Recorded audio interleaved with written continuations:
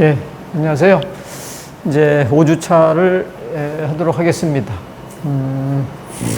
네, 이제 그 하기 전에 먼저 그 전주에 했던 4주차 연습 문제를 이제 좀 풀어보고 그 다음에 진도를 나가도록 그렇게 하겠습니다.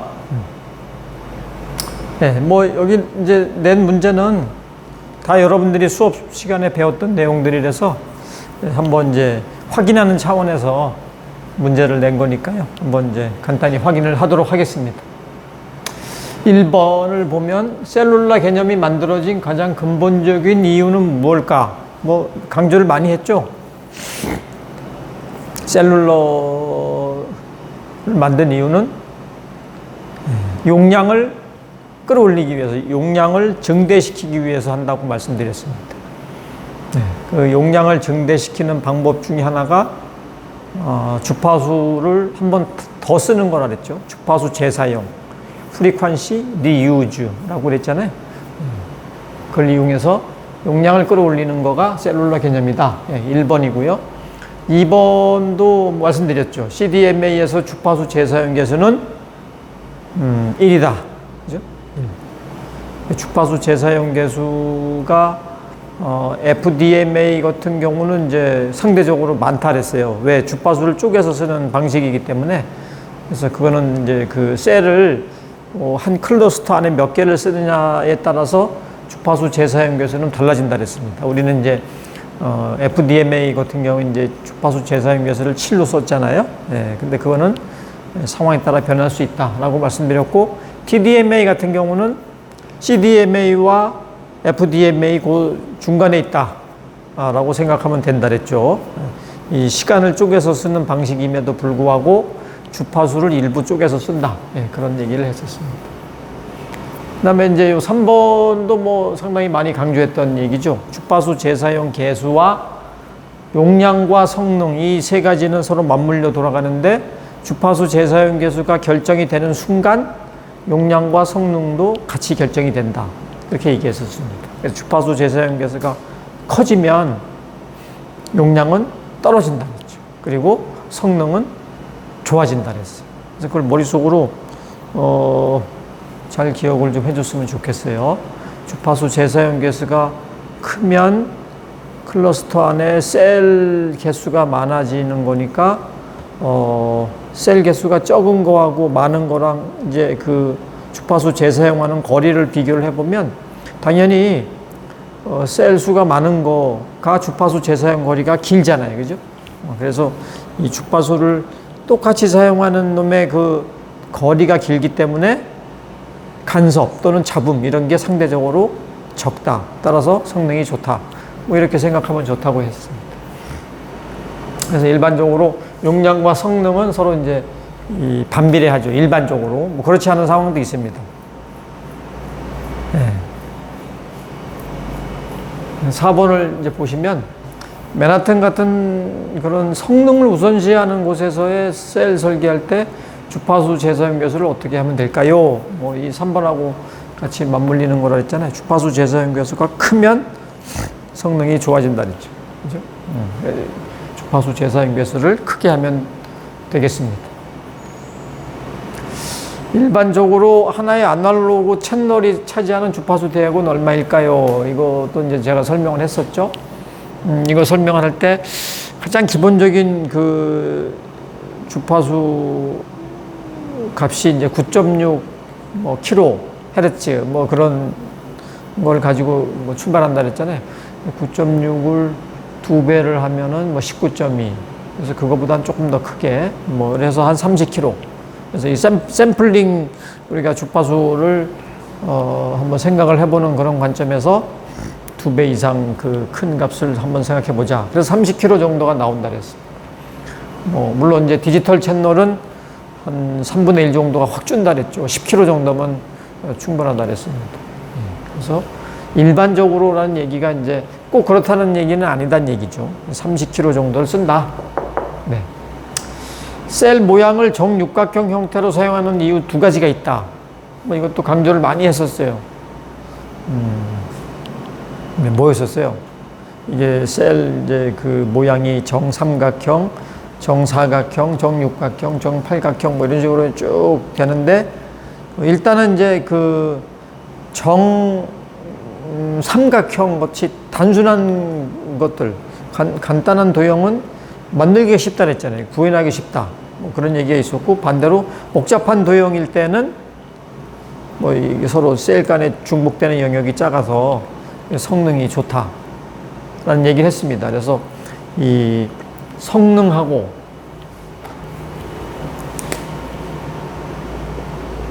이제 중복 지역하고 연관되는 얘기죠. 이거하고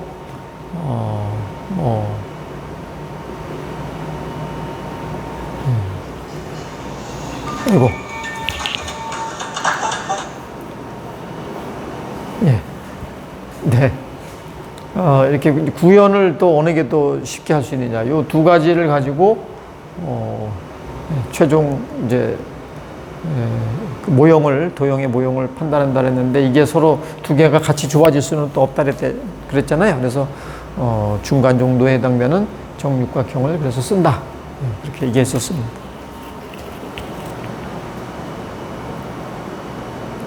그 다음에 이제 7번 삼각형 면적을 구하고자 한다. 두 변의 길이가 A, B이고 사이각이 세타라고 할 때 면적 구하는 거를 해봐라. 이거는 이제 외우라 그랬죠, 그죠? 이제 어떻게 구하는지를 안다 그랬어요. 우리가 삼각형 구하는 거는 밑변과 높이를 주면은 뭐 당연히 구할 수 있다 그랬는데 그렇지 않고 이렇게 주어져 있는 요 도형에서도 삼각형 면적을 구할 수 있다. 그래서 이 면적은 두 변하고 사이에 껴있는 요 각도를 사인으로 해주고 항상 삼각형은 요 2분의 1이더라고요. 그래서 요 공식을 잘 기억해주면 우리가 정삼각형에 대한 뭐 도형이나 정육각형에 대한 도형이나 이런 거를 어렵지 않게 구할 수 있다라고 얘기했습니다. 뭐 이렇게 합니다. 네. 그 다음에 이제 8번. TDM의 방식은 시간을 분할하는 방식입니다. 그렇다면 주파수 분할을 하지 않나요? 뭐 이건 말씀드렸죠? 네. 주파수 분할도 일부 할 수 있다. 라고 말씀을 드렸죠. 상대적으로 FDMA 방식보다는 주파수 분할을 적게 한다. 그런 관점에서 이렇게 문제를 냈습니다. 여기 나와 있는 이런 문제들은 이제 나중에 이제 시험 볼 때 단답식으로 이제 1번에 해당되는 단답식으로 해당되는 뭐 그러한 문제의 유형이 된다고 생각하시면 되겠습니다. 네. 그럼 이 정도로 이제 연습 문제 풀이는 마치도록 하고요. 네. 우리가 이제 셀룰러에 대한 거, 셀 모양 형태 구하는 거, 주파수 재사용 계수가 어떤 의미를 갖는지 하는 거, 뭐 이런 거를 이제 공부를 해봤어요. 그 다음에 이제 요 재사용 거리 구하는 거, 거리는 셀의 반경하고 주파수 재사용 계수를 알면 구할 수 있다. 뭐를 공부를 해봤습니다. 그러면 이제 또 다른 거를 한번 해볼 건데요. 셀 스플리팅이라는 게 하나 있고, 그 다음에 여기는 이제 안 나옵니다만은 이렇게 셀 섹터링이라는 게 있고, 두 가지가 이 뭔가 셀을 쪼개는 방법이 있단 말이에요. 이게 이제 셀을 쪼개는 방법이 이제 여기 보시면 원래 이게 이렇게 크게 돼 있는 요 셀들이 원래 기존 셀인데 요 안에다가 또 이렇게 잘게 이렇게 분할되어 있잖아요. 그죠? 셀을 저렇게 쪼갰어요. 그런 이제 셀을 쪼개는 거가 요렇게 이제 쪼개는 방법이 있고, 다음에 두 번째가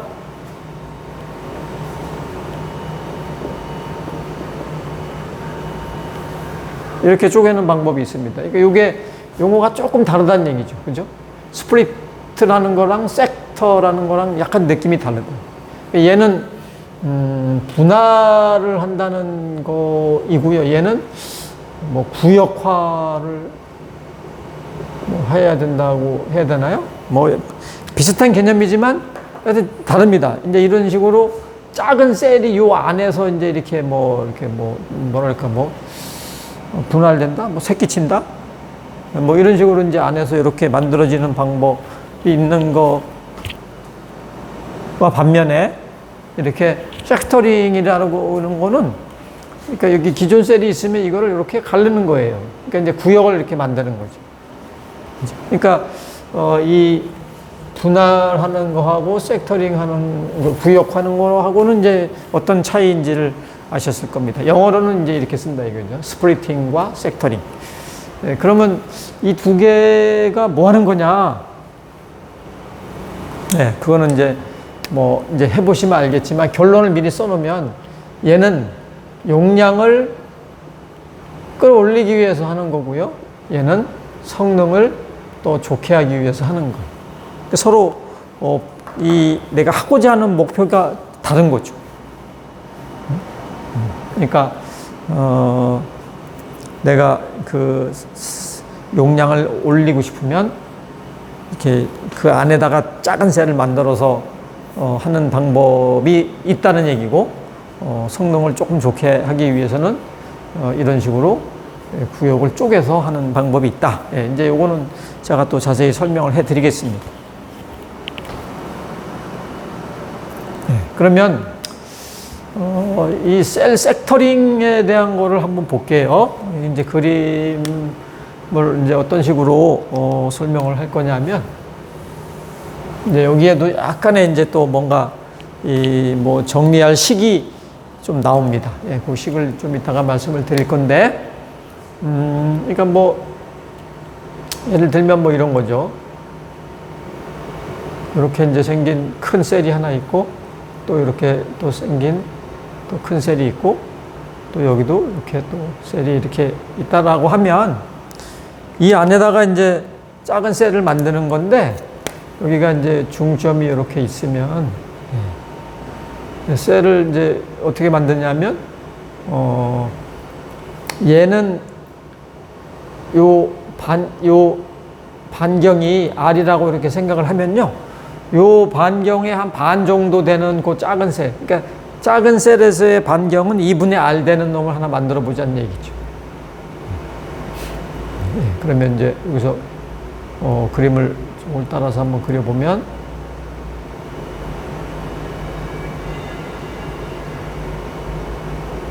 이렇게 이제 요 작은 셀이 하나 만들어지죠. 요게 바로 2분의 R이 된다는 얘기죠. 이러한 셀을 만드는 겁니다.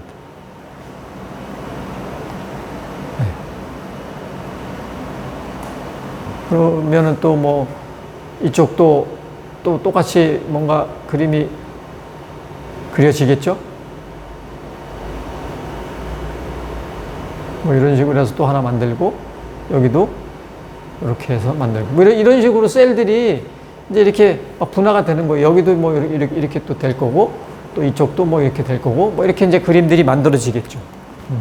이런 식으로 이제 셀들이 이제 막 분할이 되는데, 근데 이제 우리가 요 하나만 가지고 생각을 해보자는 얘기예요. 다른 건 이제 그림을 빼고 요 하나만 생각을 하는 건데, 요 하나라는 게 뭐냐면, 전체 큰 셀에서의 그 어떤 상황, 그 다음에 요 작은 셀에서의 상황, 요 두 가지에 대해서는 서로 비교를 좀 해볼 거예요. 그러면 이제 문제를 다시 한번 잘 보면, 우리가 어떤 상황을 생각할 거냐면, 여기에 이제 큰 셀에 기지국이 이렇게 하나 있을 거고, 작은 셀에 또 기지국이 이렇게 하나 있겠죠. 그리고 또 요 끝에 모서리에서 받는 단말기가 하나 있을 거고, 요것도 이제 작은 셀에서 받는 단말기가 있을 거예요. 이렇게 있으면, 그러면 이제 요 큰 셀에서 뭔가 쏘는 파워가 있을 거고, 요 작은 셀에서 또 받는 파워가 있을 거라고. 이제 이렇게 쓴다, 이 얘기죠. 우리 이거 이제 배워서 아시겠지만, 쏘는 파워는 보내는 파워죠. P는 파워고, T는 보내는 거를 보통 약자로 이렇게 쓴다 그랬잖아요. 트랜스미트. 그래서 T를 쓴다 그랬죠. 송신 파워. 그래서 요거는 리시브가 되는 거죠. R이 수신. 그래서 PR이라고 쓰는 거죠. 그러면 이제 이 작은 셀에서의 요 파워는 또 뭐 이렇게 쏘는 파워가 있을 거고 또 여기에 또 받는 파워가 있을 거라고요. 그죠?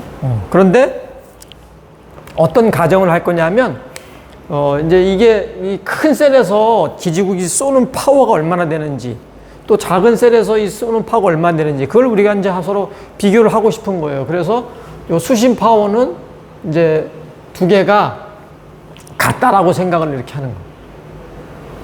가정을 하는 거죠. 그러면 이제 얘는 쏘는 파워가 뭔지 모르지만 이렇게 써주고 또 얘는 또 이렇게 써주는 거죠.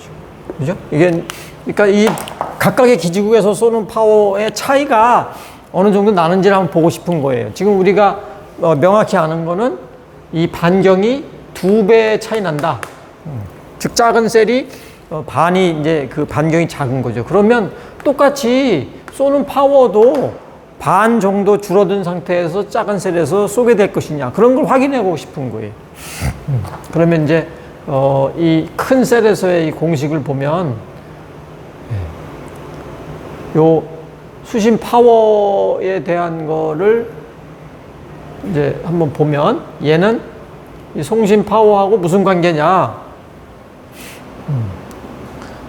이 파워가 크면 클수록 거리가 어떻게 돼요? 이 거리에 따라서 파워가 어떤 관계를 가지는 거예요? 거리가 멀면 파워가 상대적으로 받는 게 줄겠죠. 거리가 가까우면 받는 파워는 더 세지는 거고. 그러니까 서로가 반비례하는 거예요. 따라서 이 거리하고 수신 파워하고는 반비례한다. 그래서 이렇게 이제 이 분수로 쓰는 거죠. 이제 이렇게 씁니다. 그런데 이 반비례를 하긴 하는데 전파 환경에 따라서 또 전파가 날아가는 그 파워가 막 변할 수가 있어요. 예를 들어서 진공 상태에서 날아가는 경우도 있을 거고 지금 우리 현재 있는 자유 공간에서 쏠 수도 있는 거겠죠. 근데 자유 공간도 뭐 도심 지역의 복잡한 상황에서 전파가 날아가는 상황도 있을 거고 개활지 탁탁 트인 뭐 이런 이제 한강변 이런데 그런 데서 또 나가는 전파 환경이 또 다릅니다. 따라서 우리는 그 전파 환경에 따라서 이렇게 값이 뭔가 이렇게 이제 반영을 해줘야 돼요. 그래서 이 n이라는 값이 여기 써져 있죠. 전파 환경이라고 되어 있습니다. 이렇게 이제 큰 셀에서는 그렇게 된 거고요. 그 다음에 이제 작은 셀에서도 한번 보자 이거죠. 수신 파워는 이렇게 될 거고 여기서는 이제 반경이 이렇게 되겠죠. 그죠? 이렇게 될 건데 이제 우리는 요 n 값을 지금 현재 우리가 이제 보통 이렇게 복잡한 도심 지역에서 자유 공간에서 쓰는 그런 환경이라고 생각을 해서 n 값을 4로 이렇게 놓습니다. 그러면 이제 한번 계산을 해볼까요? 왼쪽은 서로 같으니까 이거는 이제 뭐 오른쪽이 서로 같다라고 하면은 되겠죠? 따라서 여기다가 이제 한번 써볼게요.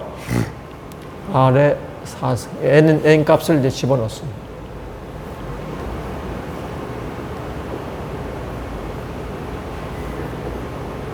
이렇게 되는 거죠. 그래서 여기서 보면 R4승하고 이 R4승이 없어지죠. 따라서 PT1이라는 값은 여기 이제 계산하면 16분의 1인데 올라가면 16이 이렇게 돼요. 그러니까 결론이 뭐냐면 요거를 이제 알고 싶은 거예요. 이 작은 셀에서의 파워는 큰 셀에서의 파워보다 16배 더 작다. 이런 얘기예요. 반경은 반밖에 안 줄었는데 파워는 16배나 줄어든다는 얘기예요. 그만큼 파워를 아껴 쓴다는 얘기죠. 적게 쓴다는 얘기죠. 파워를 아껴서 쓰면 그러면 어떤 일이 벌어진다 그랬어요? 상대적으로 파워를 적게 쓰면 우리가 뭐 이런 거를 얘기한 적이 있었나요? 뭐 이제 이렇게 전파를 쏘는 이제 이렇게 여기가 이제 기지국이고 여기가 단말기가 이제 뭔가 있고 여기도 뭐 동일한 상황의 그림을 하나 이렇게 그려보면 기지국 만약에 이 왼쪽은 요 단말기 하나에 이제 이 통신을 하기 위해서 쏘는 파워는 뭐 이렇게 이제 전파를 이렇게 얇게 쏴가지고 한 5와트 정도밖에 이제 전력 소비가 안 된다라고 하면 요 단말기는 전파를 이렇게 다 쏘는 거예요. 이게 전방향으로. 파워가 많이 들겠죠. 한 20와트 정도. 그러면 이제 이 기지국이 쏠 수 있는 파워가 20와트다라고 생각하면 요 20와트 가지고 요 단말기 하나밖에 쓸 수가 없는데 이거 같은 경우는 5와트밖에 못 쓰니까 5와트만 쓰면 되니까 또 다른 여기 단말기를 이렇게 쓸 수가 있죠.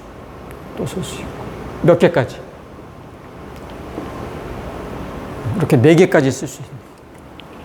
그죠? 그러면 이제 5 곱하기 4 20와트가 되잖아요. 따라서 전력을 적게 쓴다는 얘기는 무슨 뜻이에요? 용량이 늘어난다는 뜻입니다. 그런 의미가 되는 거죠. 그래서 용량이 증대된다.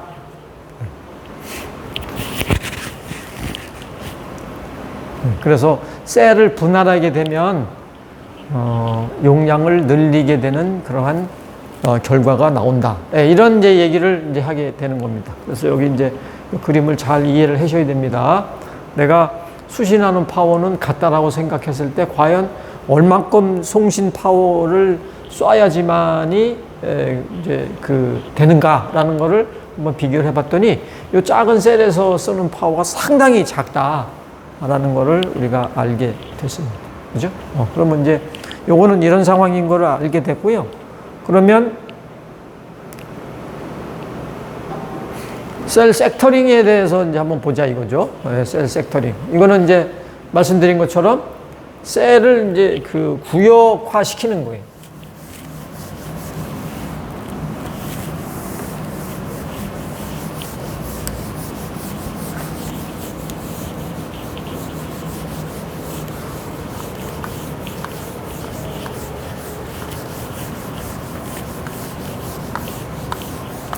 예. 이번에는 이제 이거는 셀 섹터링입니다.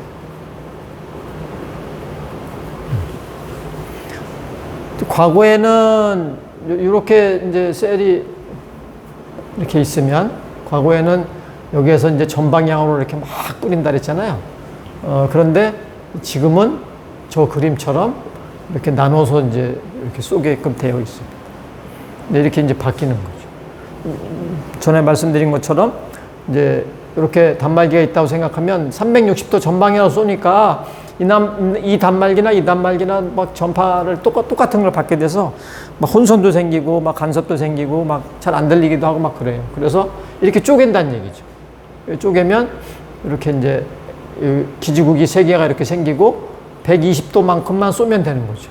그러면 이제 여기에 있는 단말기하고 여기에 있는 단말기가 서로 다른 전파를 받게 되니까 그만큼 간섭이 적게 되는 거죠.